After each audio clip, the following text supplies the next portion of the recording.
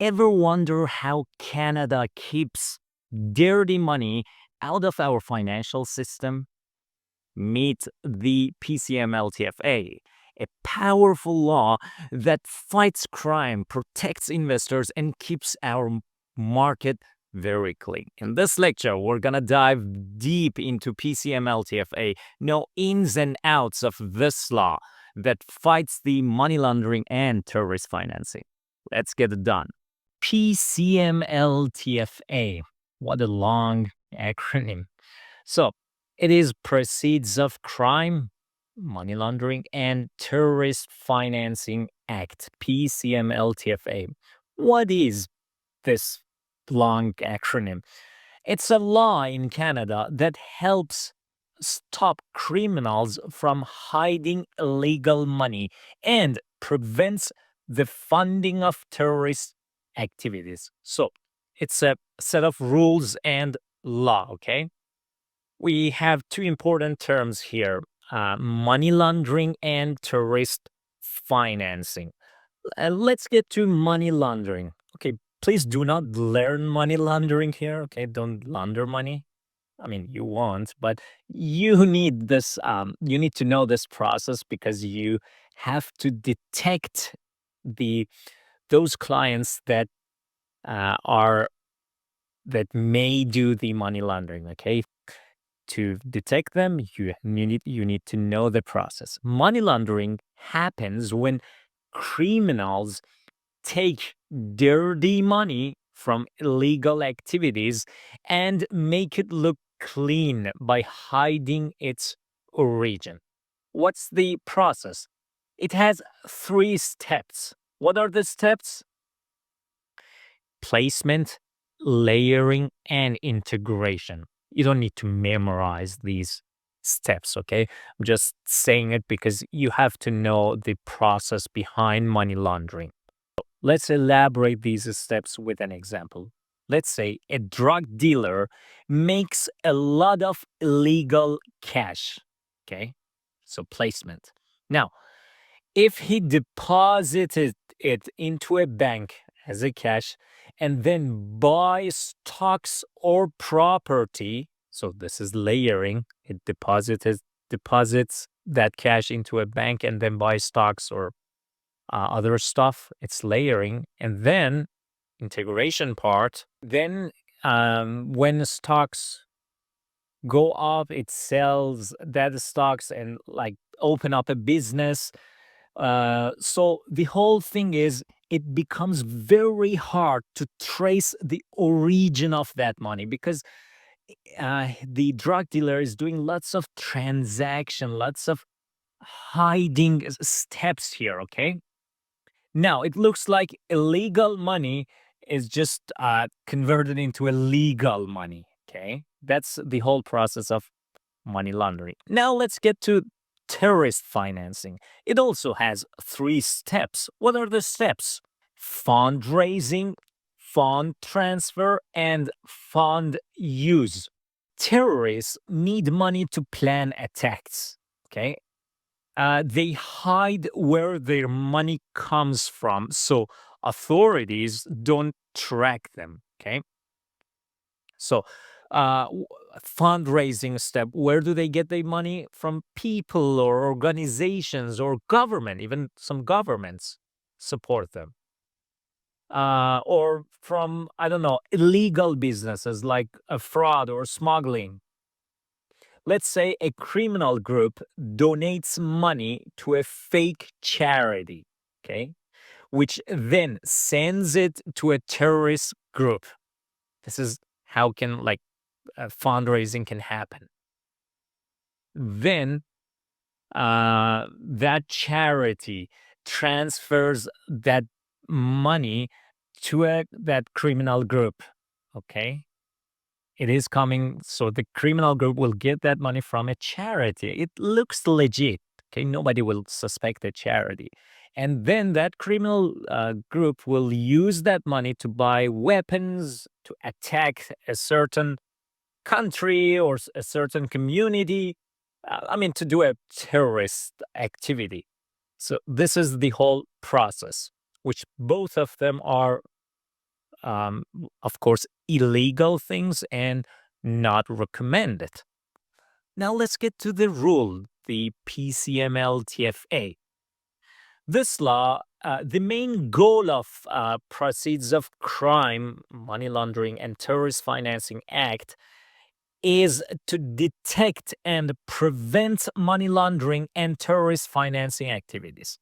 Who must follow this rule? Okay, there is a rule called this name. Who must follow it? Some businesses are more at risk of being used for illegal money activities. So they have to follow special rules. These include those types of businesses include banks and other financial institutions, insurance companies, money transfer businesses like Western Union, for example, or PayPal, real estate agents. Also, they need to follow this rule. Investment businesses, the jewelry and gold dealers, casinos. These are almost all businesses, they need to follow this rule. Okay. So we had in the previous lecture, we had those three sets of rules. We know that who should follow those three sets of rules. Now, these businesses that I mentioned need to follow also PCMLTFA rules. Let's get to some points here about this PCMLTFA. The businesses that I mentioned, banks, insurance companies, casinos, and real estate agents, investment businesses, those businesses need to appoint a compliance officer. What do I mean by that? Every financial institution must assign a person.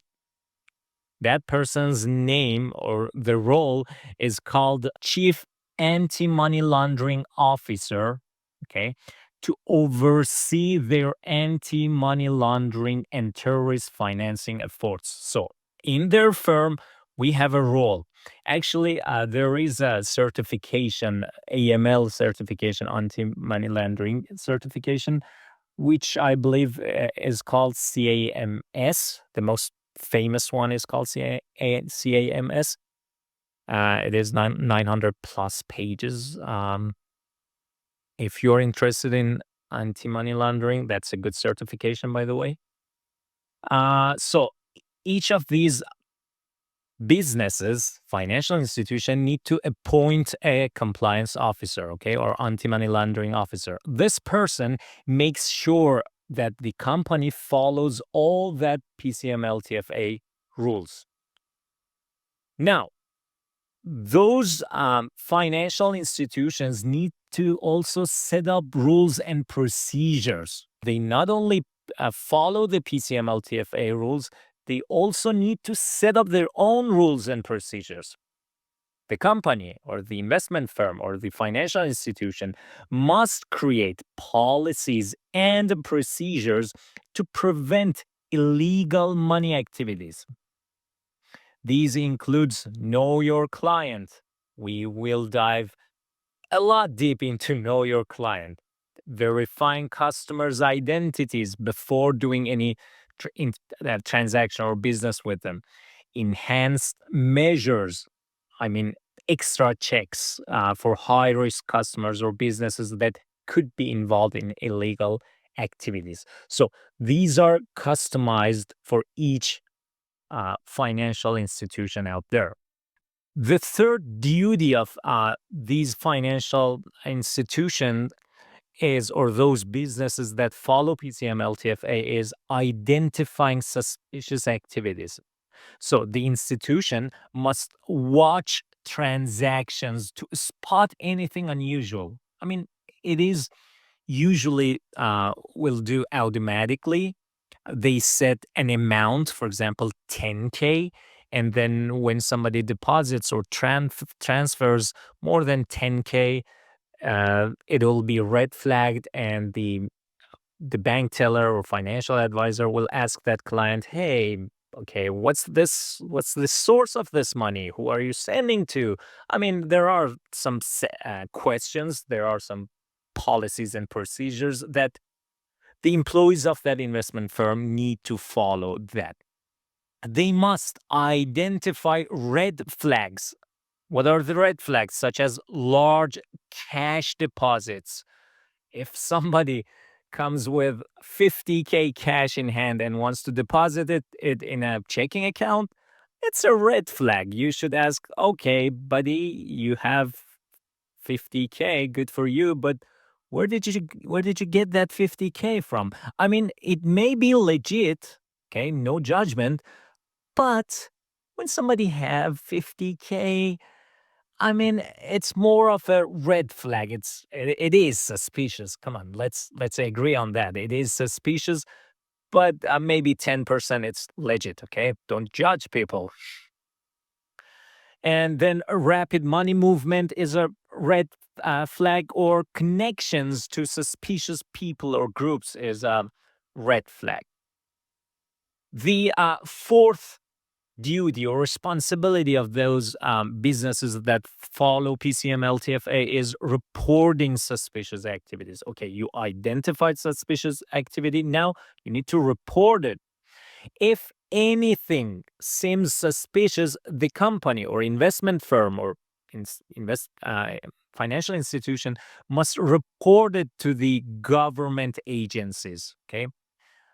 There are two government agencies, FinTrack, which will be covered in the next lecture, Financial Transactions and Reports Analysis Center of Canada, FinTrack, and CBSA, Canada Border Service Agency, for cases involving cash moving in or out of the country, okay? CBSA is for a specific transactions, not all the transactions. The main one is FinTrack. The last responsibility of these financial institutions that follow PCMLTFA is training their employees. Okay. Employees must receive ongoing training to recognize money laundering and terrorist financing activities. Training helps them understand the warning signs and what the steps to take. How would an employee know which transaction is a red flag or not? Okay. I mean, they may know it if they pass this tutorial. I'm just kidding. But financial institution must train their employees, okay? And it's not just one-time thing, it's ongoing thing because rules change over time. Great. You did a great job. Go crush the next quiz and you will see what type of question you may get from this lecture. I will see you in the next lecture.